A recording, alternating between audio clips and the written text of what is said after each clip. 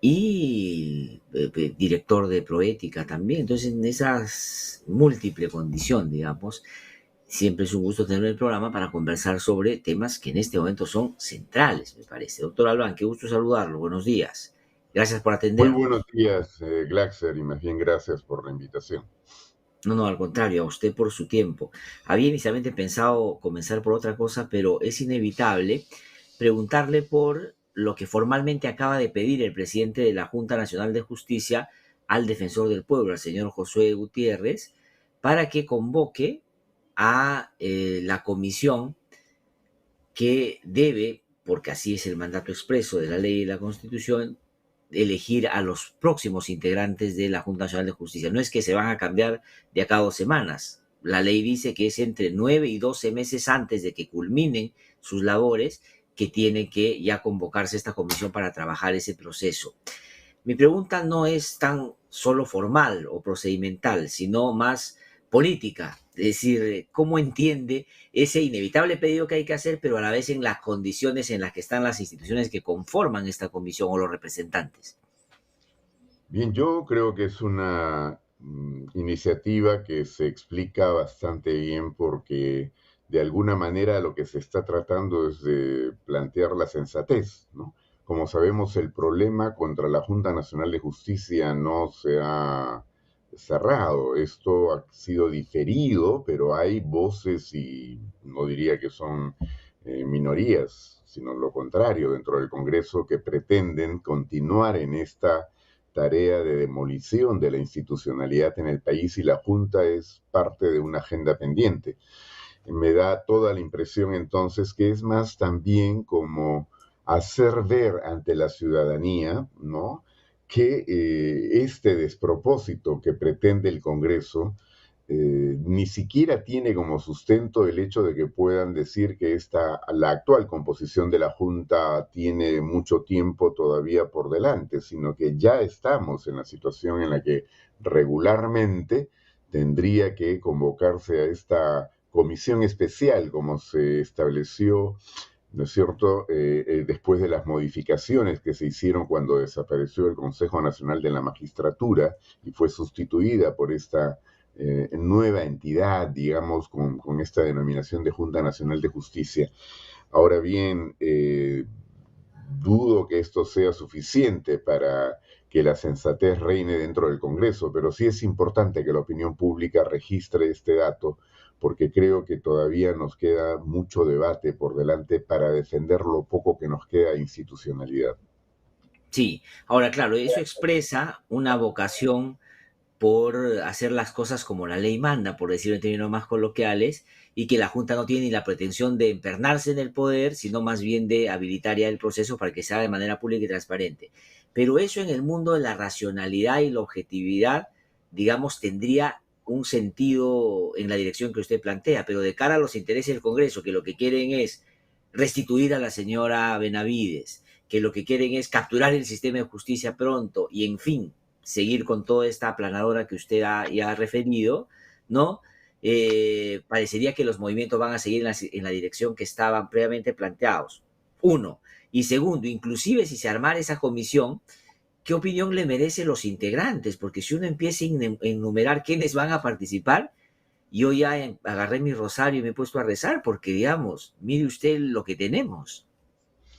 Y me temo que lo que tenemos, que no es nada bueno, podría empeorar, ¿no es cierto? Porque para ir a quienes componen esta comisión especial que se estableció por decisión del Congreso, que debería presidirla ¿Cómo es? el defensor del pueblo. Bueno, el señor defensor del pueblo tiene solo el título o digamos, la denominación formal, porque es una persona absolutamente cuestionada, sin ninguna idoneidad, ha destrozado lo que había, o buena parte de lo que había de importante dentro de la Defensoría del Pueblo, que es una institución hoy día entonces no solo copada, impedida de poder realizar su función esencial, sino que es un instrumento del propio Congreso para poder continuar adelante en este plan de avasallamiento y de conculcación de derechos. En esas circunstancias, entonces, que él pudiera contar, por ejemplo, con la señora Patricia Benavides, ex fiscal de la Nación en este momento, pero que sabemos que también hay una movida muy fuerte para tratar de que ella vuelva a como dé lugar, pasando por encima ya de todo escrúpulo, ¿no? Porque las evidencias contra esta señora son cada vez más contundentes y sin Mm, embargo aún hay quienes cínicamente tratan de sostener algo que a mi juicio nadie con un poco de vergüenza en la cara o que no sea cómplice de esta coalición mafiosa que gobierna el país, principalmente desde el Congreso de la República, puede plantear, ¿no?, que esta persona debe ser repuesta en el cargo, pero lo están haciendo y así no es. con poca fuerza, ¿no? Hay mucho que pone en evidencia que hay todo un aparato, ¿no?, montado en favor de lograr este retorno, porque precisamente saben que con ella tendrían todo el control prácticamente de esta comisión especial donde ya hubo problemas antes, cuando la composición no era del todo idónea, pero por lo menos había una mayoría de gente confiable. Yo Mm, diría que ahora la cosa es exactamente al revés, ¿no? Ya sabemos sí. quién está en la presidencia del Tribunal Constitucional. Y Ya ahí está la lista, doctor Albán, si me permite, ahí está la lista, usted la tiene en la perfecto, sí. pantalla, para repasar un poquito uno por uno, y me gustaría que ahí pueda expresar sus preocupaciones en torno a la nominación de cada uno. Ya hablo del defensor, del inhábil defensor del pueblo que está desmantelando la defensoría, vamos a rezar a la defensoría en un ratito, el presidente del Poder Judicial. Bueno, el señor presidente del Poder Judicial a mí, francamente, me genera una serie de preocupaciones. Creo que su comportamiento no ha sido del todo criticable. Han habido, por ejemplo, rectificaciones en el camino, como cuando quisieron utilizarlo para que él sostuviera de que lo habían presionado para que pudiera actuar el Poder Judicial en favor de la ex fiscal Suprema, o la suspendida fiscal suprema Zoraida Inhabilitada, claro. Ábalos, inhabilitada es el término correcto, Zoraida Ábalos, pero tardó mucho en hacer ese esclarecimiento y durante muchas semanas dio pie a que esto pudiera avanzar al punto al que se llegó dentro del Congreso con esta falsa acusación, como este montaje que se había establecido contra la Junta Nacional de Justicia en su conjunto. Bueno, la Fiscalía de la Nación, acabo de mencionarlo, Investigar. desde luego que estamos en una suerte de paréntesis que nos crea expectativas de que las cosas podrían enderezarse, pero dentro de esta institución hay cantidad de problemas y la amenaza más seria es el retorno de esta señora Patricia Benavides, que como dije ya me parece la desvergüenza total, la muestra más clara de que hay una coalición mafiosa en el poder en este momento en el Perú. El presidente del Tribunal Constitucional es una vergüenza pública, ¿no? Es la clara, digamos, representación de lo que hubo al momento de la elección de los actuales miembros de este tribunal, que por lo menos en 5 de los 7 creo yo que han dado muestra evidente de su absoluta dependencia de los dictados del Congreso de la República. El Contralor General de la República, lamentablemente, desde mi percepción, ya no tuvo un comportamiento transparente y claro respecto a su actuación en la anterior comisión especial, o sea, la que presidió el anterior defensor del pueblo, Así es. Walter Gutiérrez, y yo creo que su comportamiento frente al Congreso últimamente y algunas otras de sus decisiones me llevan a simplemente dudar de cuál va a ser la postura que adoptará en esa instancia. Y por último, los representantes de las universidades, tanto públicas Sí, como privadas, que por Dios, después de que han hecho polvo el SUNEDU, hemos visto, creo que lo que mejor grafica lo que ocurre ahora en las universidades ha sido esta, este homenaje que le han hecho a dos congresistas realmente vergonzosos como Edras Medina y el señor Paredes, ¿no es cierto? Que los han hecho honoris causa en la Universidad de Piura por así es. Universidad Nacional de Piura, por un rector que ha llegado al cargo, no obstante que tenía procesos judiciales en curso y cuyo defensor era el actual presidente Presidente de la Sonedo.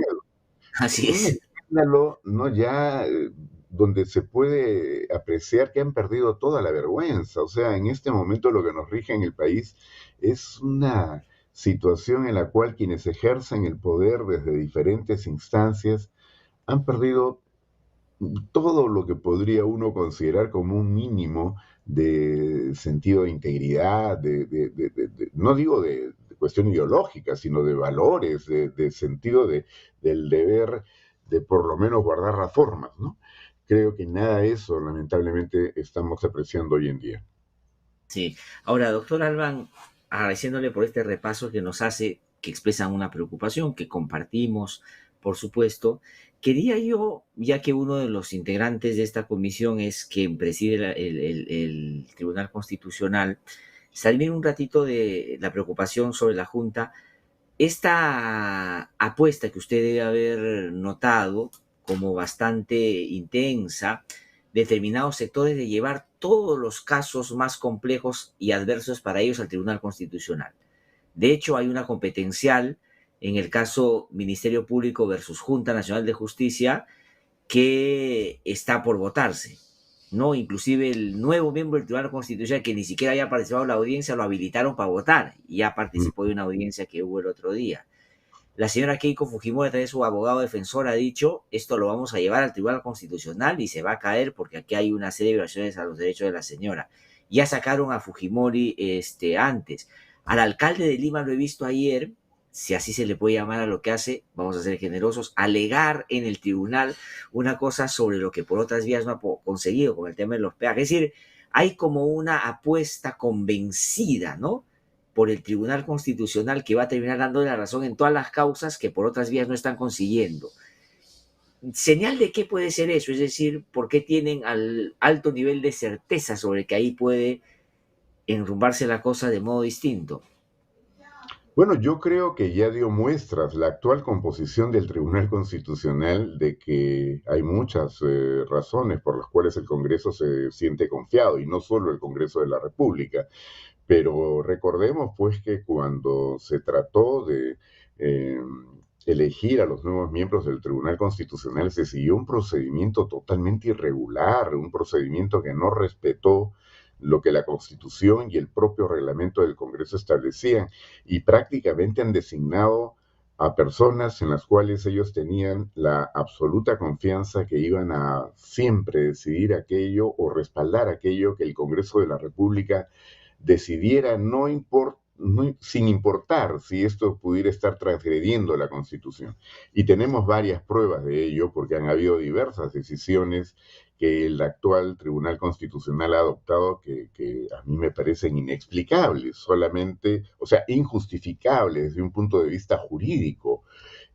Por ejemplo, escuchar al actual presidente del Tribunal Constitucional decir que en buena cuenta el Congreso, conforme a la Constitución, no podría ser disuelto ni siquiera en las dos legislaturas, perdón, en las dos retiros de confianza al Poder Ejecutivo o al gabinete que estableciera el Poder Ejecutivo, porque a la larga siempre va a requerir de que para que esa disolución proceda, el Congreso tendría que estar de acuerdo.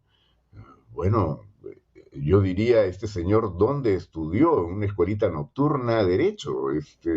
Y quién le dio, quién le regaló ese cartel, ese título? Pero por otro lado, ¿no es cierto? Cuando el sindicato de la Defensoría del Pueblo peleaba precisamente para que no nos roben la institución, para que no la capturen, como lo han hecho a través de otro ex servidor del Congreso de la República y de varias de las organizaciones políticas, comenzando por Perú Libre también, al interior del Congreso, ¿no es cierto? Este señor fue elegido contra la expresa, digamos, el expreso señalamiento de la Constitución y la ley de que la persona que nombren como defensor del pueblo tenía que tener una reconocida trayectoria de integridad e independencia. Bueno, una vergüenza, pues, lo que decidió el Congreso, pero hubo un amparo, ¿no es cierto?, que fue en principio atendido por la jueza constitucional que tuvo a cargo este caso y le concedieron al sindicato de la Defensoría del Pueblo una medida cautelar, no para impedir que el Congreso elija, sino para exigirles que rectifiquen y que no continuaran con un proceso que ya en ese momento se veía a todas luces irregular. Bueno, pues el Tribunal Constitucional, atendiendo precisamente un pedido del Congreso de la República, una acción competencial, terminó dándole la razón. Es decir, no solo dijo que no había manera de que el Poder Judicial continuara en esto, ¿no?, amparando el pedido del sindicato, sino que además se pretendió establecer que aquellas atribuciones que tuviera el Congreso de manera, con una frase muy guachafa que la siguen utilizando en repetidas oportunidades, tiene atribuciones que son exclusivas y excluyentes. Y en consecuencia nadie puede interferir en estos procesos constitucionales, con lo cual lo que dijeron en buena cuenta es que el Congreso no tiene ningún control, está exento de controles, que el control constitucional, que es propio de todo Estado constitucional de derecho, aquí o hay momentos en los cuales no va a funcionar de ninguna manera, y entonces incluso le pidieron a la Junta Nacional de Justicia en ese momento, casi como una indicación, como una orden de lo que deberían hacer, era que investigue, ¿no?, a la jueza que había otorgado la Así medida es. cautelar, ¿no?, como para amedrentar a cualquier juez de que pudieran poner en cuestión decisiones del Congreso de la República. Bueno, son varios los ejemplos, pero creo que estos bastan para demostrar que nos tienen un tribunal que está hecho a la medida del Congreso de la República. Ahora bien, lo último ya ha sido el colmo, ¿no?, porque había que nombrar al séptimo miembro, al que tendría que haber reemplazado al ex magistrado, Ferrero. claro, eh, Ferrero, y no se han tomado el trabajo siquiera de hacer una mínima, pues, apariencia No, de ya. buen gusto, de idoneidad. No, otra vez, una persona que en este caso había trabajado, ¿no es cierto?, de la mano con, me parece, Gutiérrez Tixe, Su el miembro asesor. su asesor, y que tenía varios cuestionamientos, pero precisamente eso es lo que lo hace fiable, ¿no?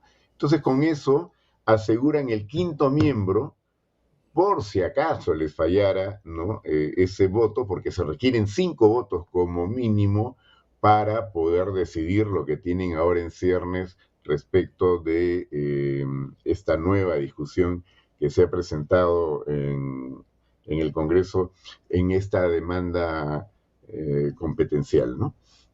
Sí, no, es realmente, usted ha descrito bien, porque ese es el nivel de gravedad de que el Tribunal Constitucional esté integrado por personas no solo con afinidad, sino orgánica a los intereses del Congreso de la República, lo que ya convalida, fedatea, certifica el desequilibrio de poderes, porque claramente ya no existe entre el Ejecutivo y el Congreso Judicial. El tribunal es el llamado a componer un poco las cosas, aquí al contrario va a ir de la mano del Congreso. Ha faltado en la lista, no me voy a detener en eso, esa vergonzosa, digamos, presencia pública en los medios suplicatoria para que liberen a Fujimori, llamando al juez que qué más falta para que lo saquen de una vez, ya que es como la cereza en la torta, ¿no? Realmente es muy peligroso esto del Tribunal Constitucional.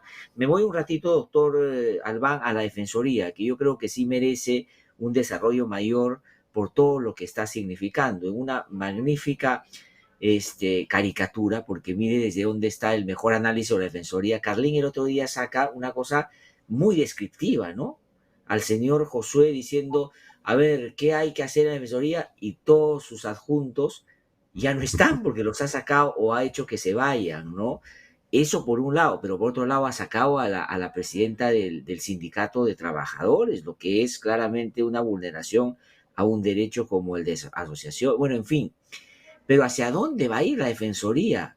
Ayer José Domingo Pérez me dijo que el defensor está más interesado en pedir información, inclusive reservada, sobre el caso Odebrecht, que en resolver otros temas donde debería haber hace rato tenido participación pública, la ley antiforestal, han deshecho el tema de la coerción eficaz, se quieren traer abajo la ley de pérdida de dominio, la SUNEDU la han destrozado, la Junta la quiere destrozar, y sobre eso la Defensoría no ha dicho absolutamente sobre las masacres y las muertes, pero sin embargo sí está muy preocupado sobre estos temas.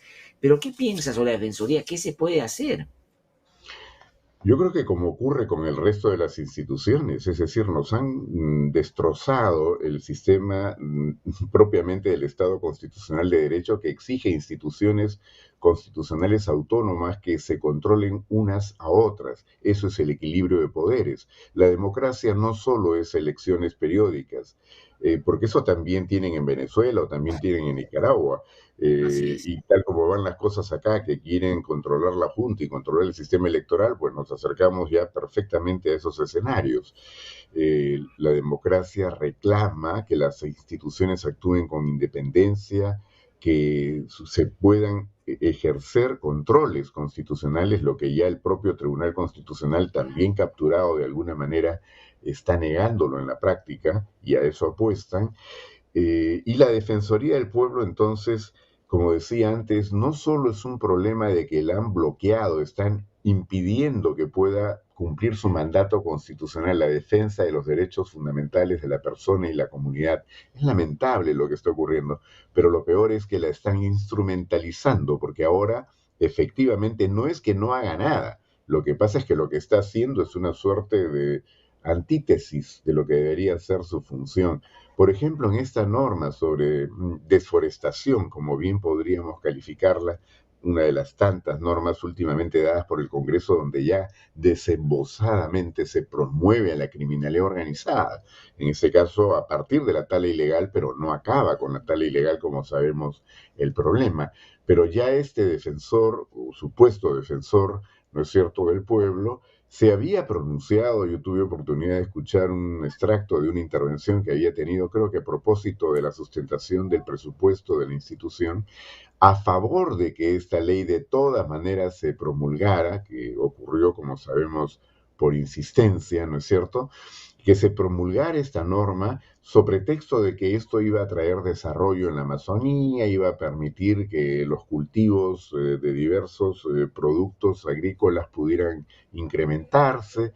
Y claro, cuando vemos entonces qué es lo que está detrás y cómo actuó luego el Congreso para promulgar la norma, no obstante que el procedimiento del propio Congreso establecía que esto no podía promulgarse sin que se discutan en la próxima legislatura o en un pleno del Congreso, ¿no es cierto?, las reconsideraciones que habían planteado congresistas como Ruth Luque o como Susel Paredes. Es decir, normativamente, legalmente, no había todavía la posibilidad de que esta ley se promulgue por insistencia, como ya Así es. efectivamente había acordado el Pleno en su última, una penúltima sesión en la legislatura anterior. Sin embargo, entre gallos y medianoche, el presidente del Congreso, Soto, y con Waldemar Cerrón, promulgan la norma y la mandan al diario oficial. Esto es un escándalo, pero ¿quién ha dicho algo más dentro del Congreso de la República? Pero lo más importante, diría yo, en los medios de comunicación. No se ha planteado absolutamente nada, y esto es una transgresión ya descarada, digamos, de la legalidad, y por supuesto el problema de fondo es todavía más serio por todo lo que supone esto. El ejemplo de lo que ha ocurrido hace poco en Ecuador y que todavía, por supuesto, es un problema en curso, no parece haber generado las suficientes alarmas en nuestro país respecto a lo que a esto nos puede llevar, ¿no? Yo creo Mm. entonces que estamos en una situación terrible, y la Defensoría del Pueblo, que en el régimen de Alberto Fujimori y Montesinos fue más bien un baluarte desde el Estado para luchar por recuperar la democracia, hoy día es un instrumento que se usa en contra de esta posibilidad, y estamos encaminados a una situación que, como muchos han señalado, se parece más bien a lo que ha venido ocurriendo en Guatemala. Así Ahora, es. y la expectativa y la esperanza que me produce la situación de Guatemala es que, con todos los problemas que puedan haber ahora, han elegido a un presidente de la República que no estaba en la agenda de Ya. ninguno de los Por eso, grupos de... por eso es que acá no quieren elecciones, pues.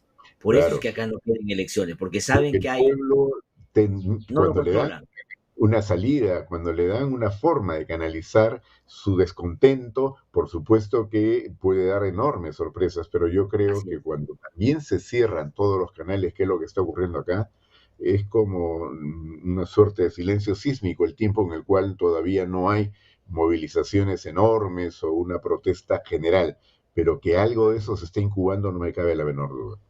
Sí, sí, sin duda. Ahora, para, digamos, no voy a seguir en el intercambio sobre esto, pero yo, a propósito de lo que usted dice, yo creo que más bien en el Perú es más grave, porque yo creo que en el Perú ya estamos siendo Ecuador y Guatemala al mismo tiempo. Claro, lo que pasa es que con matices, en formas distintas, pero ya estamos. Mire lo que usted acaba de pasar con un empresario en Patás, en La Libertad, que no quiso pagar un cupo, pagó de los 10 millones que le pedían, 1,5 millones, y por no pagar completo lo mataron. ¿Y qué respuesta tiene el gobierno? Sale el primer ministro y dice, vamos a hacer un SAR para formalizar la minería, o sea, es decir, ya certificar eso como válido. Y ya está. ¿Para qué no vamos a hacer tanto problema? Pero bueno, eso podemos conversar. Vamos, esto tiene que ver con el sector interior. Esos son los problemas de criminalidad organizada y los problemas de delito común que nos afectan todos los días, cada vez son más crecientes y más violentos. Y la disputa a la cabeza de la policía y el ejecutivo en materia de seguridad daría la impresión que es otra. Acaban de sacar al comandante general de la policía. Digamos, un poco inicialmente se decía que era por lo que le pasó a la presidenta en Ayacucho. Después, los que han hablado del Ejecutivo han dicho que en realidad no era competente porque había dicho que iba a hacer algunas cosas que no resultaron y es bueno un recambio. ¿Qué piensa de eso? Usted ha sido ministro del Interior también. ¿Es acertado lo que ha hecho el gobierno? ¿Está bien? Y además que el ex jefe de la policía, en una, digamos, vocación deliberante, ha salido ayer en su discurso a dar un discurso político, ¿no? Dicho sea de paso por su salida. Pero, ¿qué piensa de eso? ¿Qué está pasando en el sector interior? Bueno, para comenzar, Glaxer, creo que lo que ha ocurrido es absolutamente ilegal. O sea, este Congreso de la República había aprobado una norma, a mi juicio, ya exagerada, pero claro, la aprobaron pensando en el gobierno todavía del señor Castillo, Ajá. ¿no? Por el cual prácticamente Inhabilidad. así es, hacían imposible, salvo por causales taxativas, que ninguna es la que se ha producido en el caso último, ¿no es cierto?, que pudiera removerse antes de 2 años de cumplir en el cargo el comandante general en la policía. Es una salida ilegal, obedece a conflictos internos dentro del gobierno, pero lo más importante y lo de fondo es que todo esto es una continuidad, es una secuencia de un deterioro progresivo también de la institucionalidad policial, porque como parte de todo lo que es este gobierno, es improvisación, es manipulación, es buscar cómo sostenerse en el poder a como dé lugar, y una de las instituciones que más ha sufrido en este trance, no solamente desde el gobierno de Dina Boluarte, también durante el gobierno de Castillo, ha sido pues Que víctima también era el de... de Boluarte, dicho sea de paso, que también era el de Exacto, que Boluarte. no puede dejar de ser reconocido como parte del gobierno de Boluarte. Ha habido un manoseo permanente en el nombramiento de los ministros uno tras otro en el sector interior y por otro en una policía en la cual a la gente la escogían no por su idoneidad, calificación, por el liderazgo que podrían tener dentro de la institución, sino más bien por cuán fiables podrían ser para los gobernantes.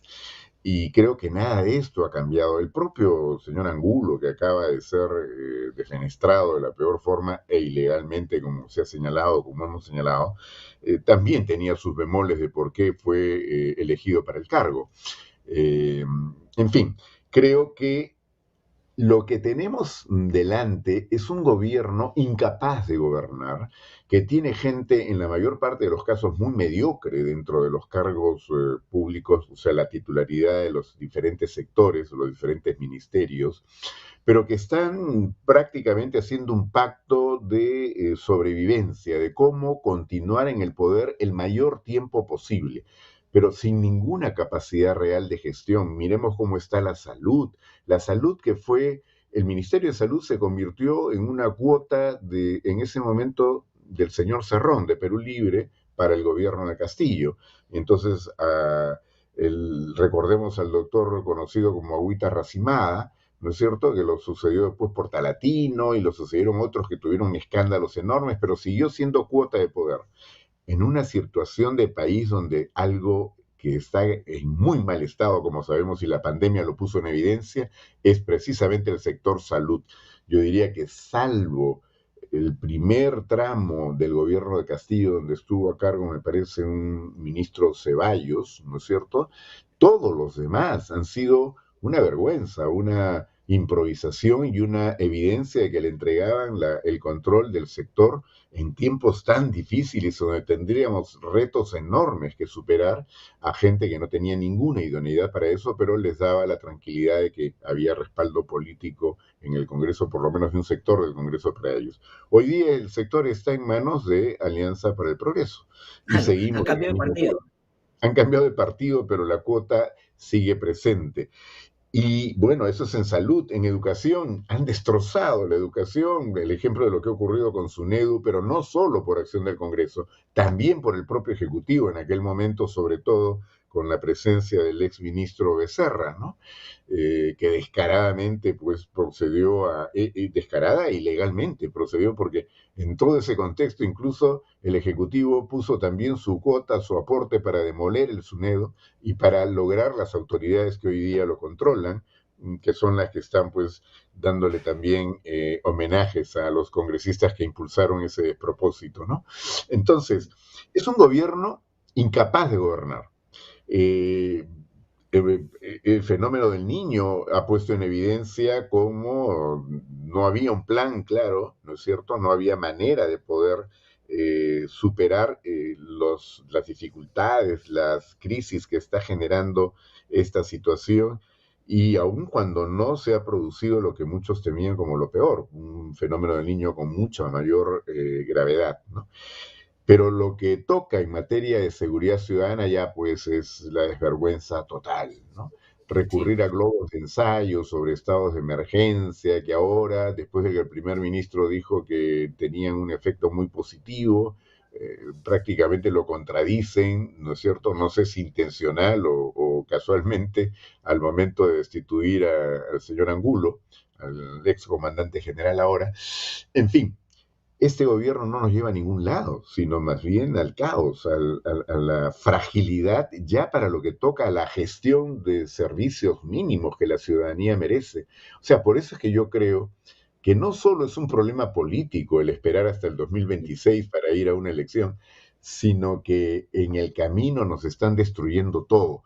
Y para ponerle todavía un condimento muy preocupante, el Congreso de la República ha echado por tierra ya de una vez desembosadamente lo que trataron de hacer también desde congresos anteriores, que es impedir que las elecciones primarias abiertas y ah, simultáneas, o sea, las llamadas PASO, pudiera, la única reforma realmente importante que habíamos tenido en la política peruana que nos hubiera permitido renovar un poco el escenario político para una elección, pues se han cuidado de tirársela abajo y ahora más bien están preocupados de ver los mecanismos para que los mismos, no digo los partidos, porque son los partidos prácticamente iguales los que tendrían que participar en así es. adelante, sino lo que quieren es Sino que los las mismas mismos dentro de personas ellos. puedan quedarse, ¿no? Sí, pues, no, es atroz, de terrible, pero justamente eso, ojalá, como usted bien dice, pueda ser como el elemento determinante para una movilización de otras dimensiones que pueda hacer que ese rumbo cambie, ¿no?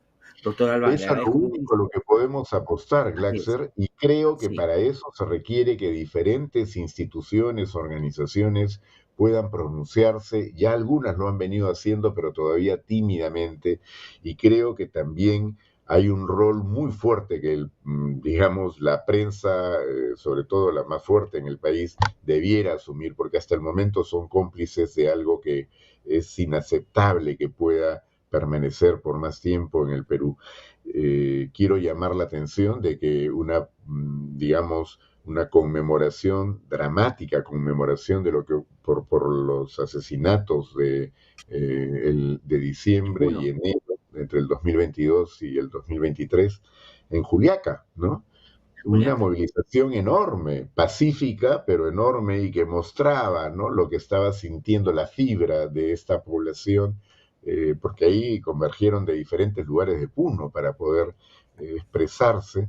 No tuvo ninguna nota, ningún comentario en la prensa grande, digamos, del país, la tradicional, ¿no? Qué Tal vergüenza. vez, doctor Albán, tal vez por eso, porque la presidenta no lo vio en los medios grandes, es que quiere ir a Puno. Es decir, porque Claro, cree que ahí la gente no está reclamando justicia, ¿no? Es terrible. Yo también, por supuesto, no es que me sorprendió que no salga, pero sí termina, como usted diciendo, ya saliendo del escenario del, si uno quiere, de un medio, de no necesariamente estar afecto con una expresión popular, a, digamos, ningunear, desaparecer del mapa una expresión ciudadana importantísima a un año de que mataron a 18 personas en un día. O sea, así es. eso es, ya no es, como digo, problema de cobertura, es un asunto de complicidad, como usted bien dice. Creo que esa es una buena descripción. Doctor Albán, le agradezco muchísimo, como siempre, por haber conversado con nosotros.